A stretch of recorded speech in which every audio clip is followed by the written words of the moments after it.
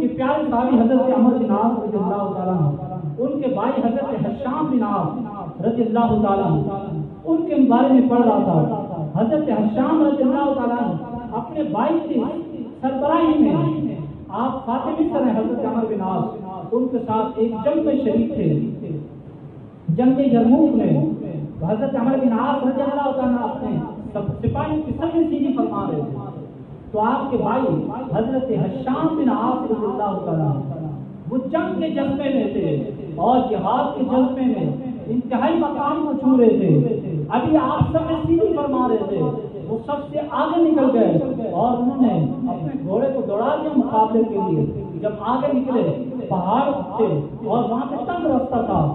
جب تنگ رستہ تھا تو کفار نے غنیمت جانا، انہوں نے تیر چلایا جو ان کو لگا، جس سے وہ شہید ہو گئے، اور دوسرا تیر ان کے گھوڑے کو لگا، وہ بھی فوت ہو گیا۔ حضرت عمر بن عاص کا بھائی شہید ہو گیا، جنگ کا موقع ہے، سپہ سالار ہے اور اس کا بھائی شہید ہو گیا۔ سپاہیوں نے ساتھ صحابہ نے کہا کہ حضور پہلے اپنے بھائی کا جنازہ پڑھیے، اس کو دفن کیجیے، پھر ہم جنگ کے لیے آگے لڑیں گے۔